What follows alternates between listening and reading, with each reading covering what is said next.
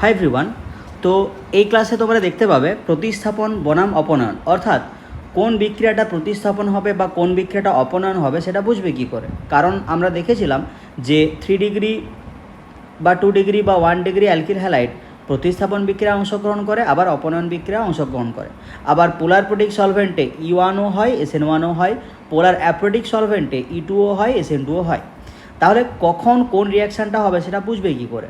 আচ্ছা, আর একটা কথা বলে রাখি, যাদের ওই পুরো চ্যাপ্টারটা হ্যালোঅ্যালকেন হ্যালোঅ্যারিন পুরো চ্যাপ্টারটা স্যাচুরেটেড হয়ে যাবে তারাই শুধুমাত্র এই ভিডিওটা আগে দেখবে, না হলে এই টপিকটা তোমাদের ক্লাসের ক্ষেত্রে বা বোর্ডসের ক্ষেত্রে খুব একটা বেশি ইম্পর্ট্যান্ট নয়। তাহলে ওই পোর্শনটা স্যাচুরেটেড হওয়ার পর চাইলে দেখতে পারো, এখান থেকে কোশ্চেন আসতেও পারে, নাও আসতে পারে।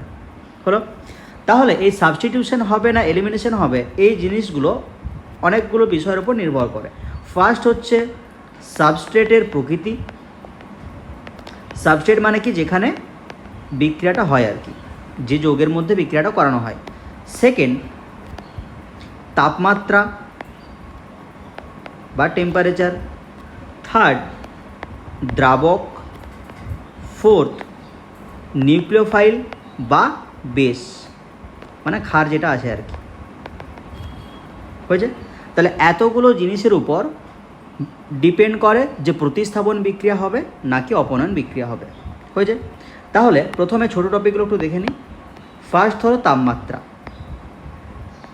তাহলে এটা খেয়াল রাখবে যে বেশি তাপমাত্রায় অপনয়ন বিক্রিয়া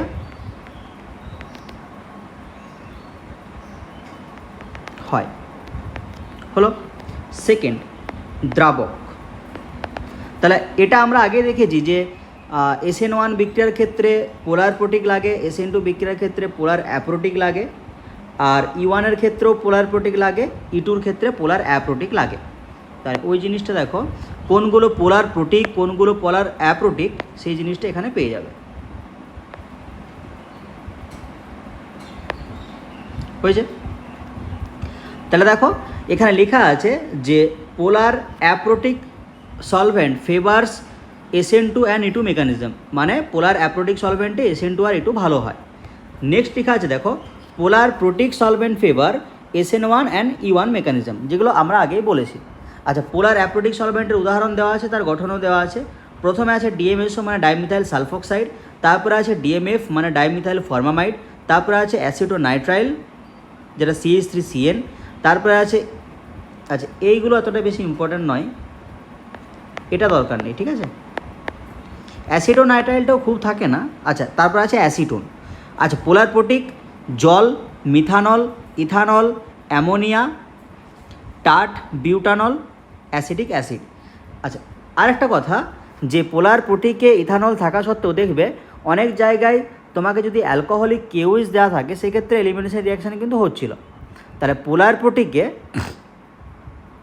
এলিমিনেশন রিয়াকশান হতে পারে, E2 রিয়াকশান হতে পারে, ঠিক আছে, শুধুমাত্র ইথানলের ক্ষেত্রে। ওই ইথানলিক কেউইজ যখন থাকে সেই ক্ষেত্রে কিন্তু এলিমিনেশন রিয়াকশান হয়। হলো, এলিমিনেশন মানে কি, E2ও হয়ে যায় অনেক সময়। আর তাহলে ওই জন্য সব কিছু সলভেন্ট বলো, টেম্পারেচার বলো, সাবস্ট্রেট বলো, সব কিছুর কথা মাথায় রাখতে হয় আর কি। হয়েছে? তাহলে দুটো টপিক গেল। এরপর হচ্ছে তোমার থার্ড যে কন্ডিশনটা আছে, নিউক্লিওফাইল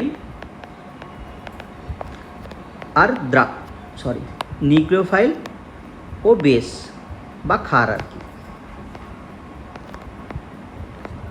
হয়েছে?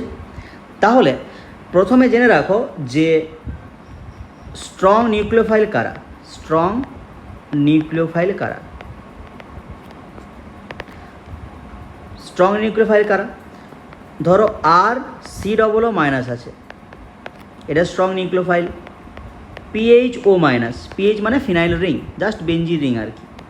আচ্ছা, SH মাইনাস, X মাইনাস মানে halogen, OH minus, HC triple bond, C minus, N3 minus, এইগুলো হচ্ছে তোমার স্ট্রং নিউক্লিওফাইল। আর এইগুলো হচ্ছে উইক বেস। হলো, এটা গেল first case. Second, strong base হয়েছে। তাহলে KOH RO Na, তাহলে কীভাবে থাকবে Na প্লাস RO মাইনাস, এটা OH minus, Na NH2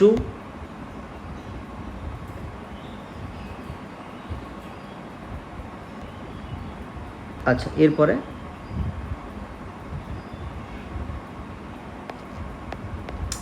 O minus Na plus ETO Na, এটা মাইনাস Na প্লাস হয়েছে। আচ্ছা, উপরে OH মাইনাসটা কেটে দেবে, হ্যাঁ ব্যাস, এবারে ঠিক আছে। তাহলে এইগুলো হচ্ছে তোমার স্ট্রং বেস হলো। এরপরে নিউক্লিওফাইল এবং বেস, এগুলো উইক, ঠিক আছে।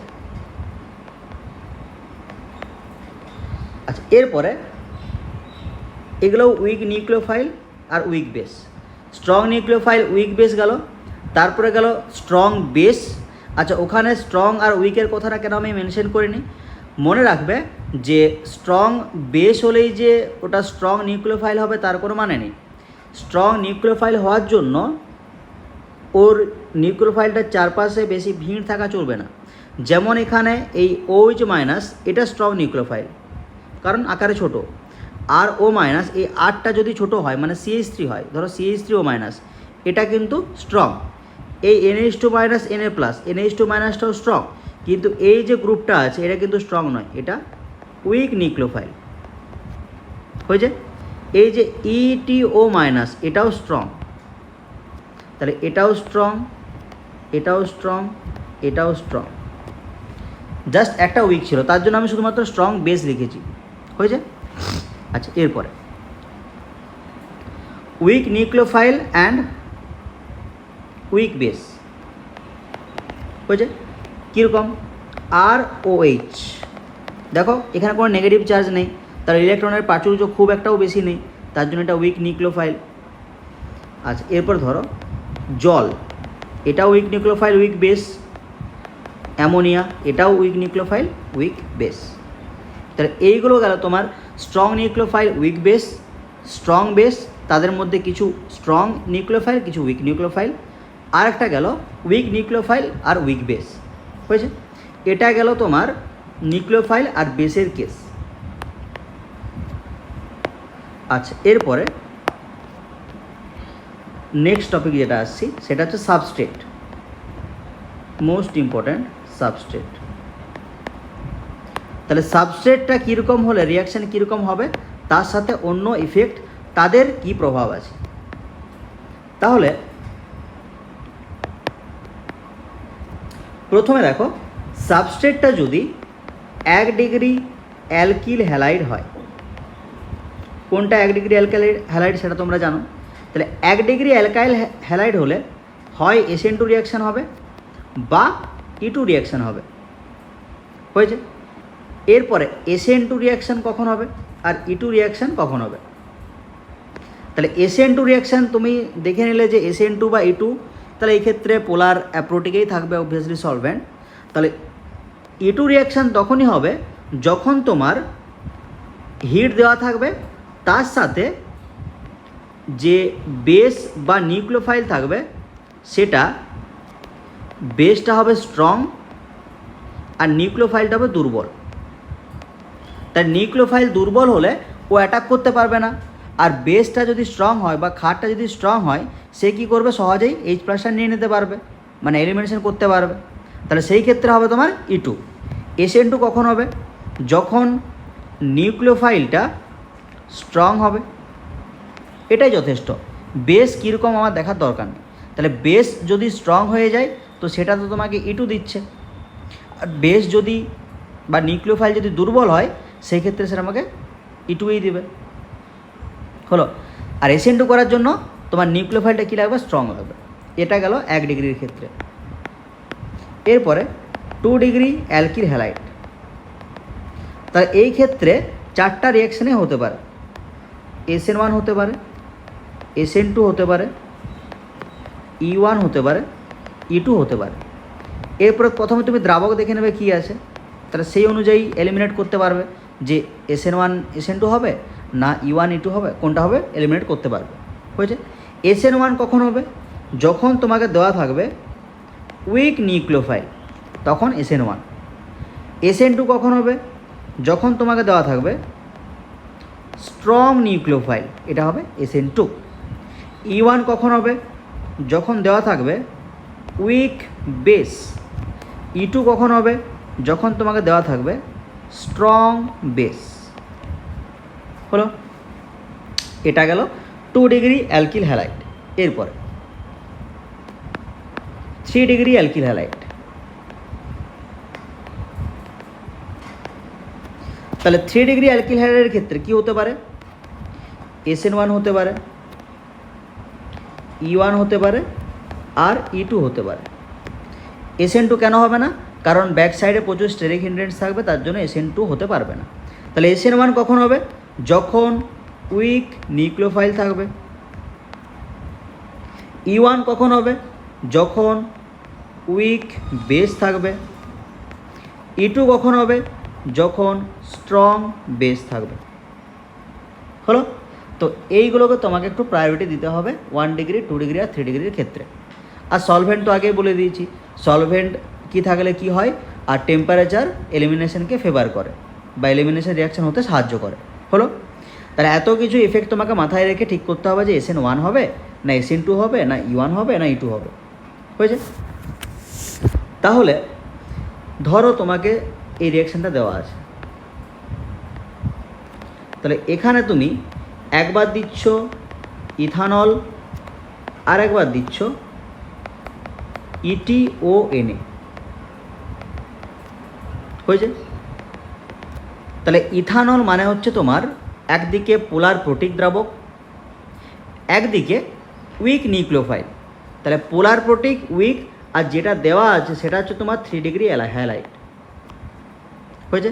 তাহলে পোলার প্রোটিক উইক আর 3 ডিগ্রি হ্যালাইড। দেখো তাহলে 3 ডিগ্রি হ্যালাইড, তাহলে উইক নিউক্লিওফাইল যদি থাকে, আচ্ছা উইক নিউক্লিওফাইলই বললাম তো, ETOH উইক নিউক্লিওফাইল, এই যে আগে লিখেছি দেখো, উইক নিউক্লিওফাইল আর উইক বেস, এই যে ROH, আর এর জায়গায় ET আছে আর কি। হলো, তাহলে এই ক্ষেত্রে কী হবে? SN1 রিয়াকশান হবে। তাহলে SN1 রিয়াকশানে কী হয়?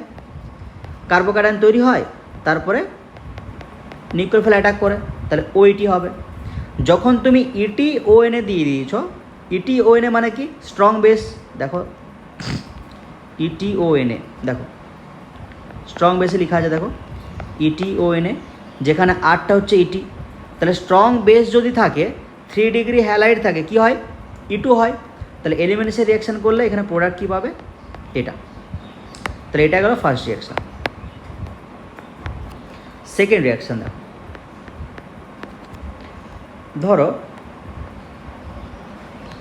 এটা আছে, এখানে তুমি একবার দিচ্ছ KOH, আর একবার দিচ্ছ এই বড় বেসটা O মাইনাস Na প্লাস, এখানেও K প্লাস OH মাইনাস। তাহলে যেটা তোমার অ্যালকিল হ্যালাইড দেওয়া আছে এটা হচ্ছে 1 ডিগ্রি।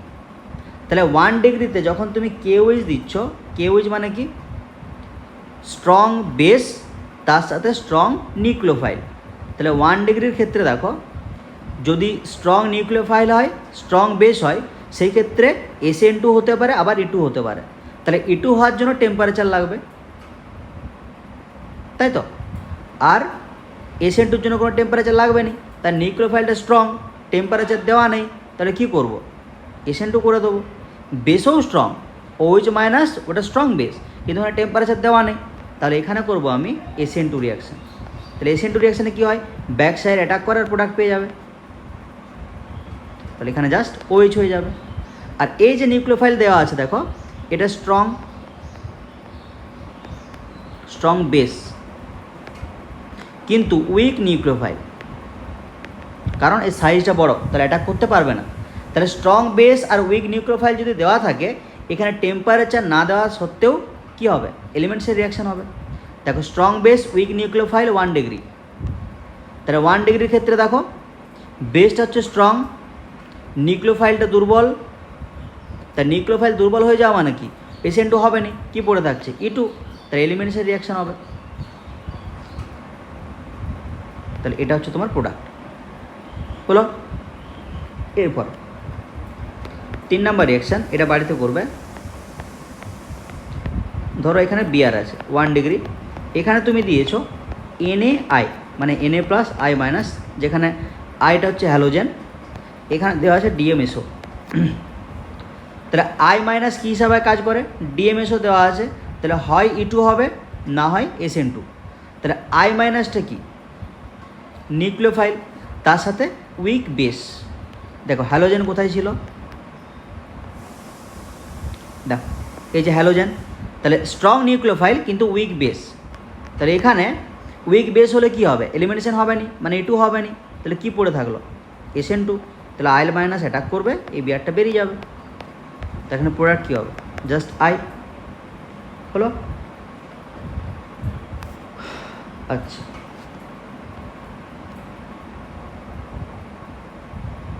এরপরে ধরো এটা আছে, এখানে তুমি দিচ্ছ CH3OH আর CH3ONA, তাহলে কীভাবে থাকবে, CH3 minus O minus Na plus.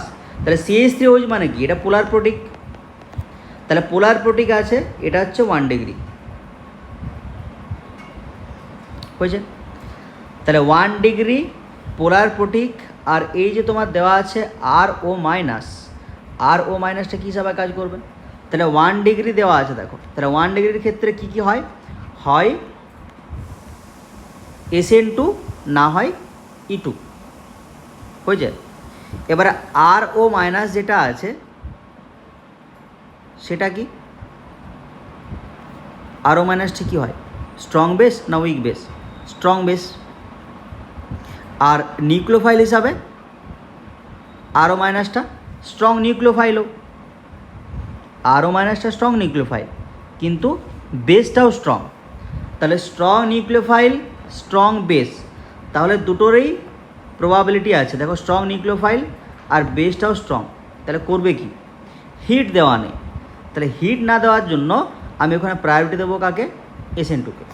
তাহলে SN2 যদি বিক্রিয়া হয় কী হবে, তাহলে অ্যাটাক করবে, এখানে লিভিং গ্রুপটা বেরিয়ে যাবে। দেখো পোলার প্রোটিক থাকা সত্ত্বেও আমার SN2 হয়ে গেল, তাই না। তাহলে কি বললাম, যে পোলার প্রোটিক থাকা মানেই যে SN1/1 হবে তার কোনো মানে নেই। আচ্ছা E2টা কেন হলো না, কারণ এখানে হিট দেওয়া নেই, তার জন্য আমি SN2কে প্রায়োরিটি দিলাম, হলো। তো এই গেল তোমার এক্সাম্পল, তাহলে এইগুলো করলেই হবে।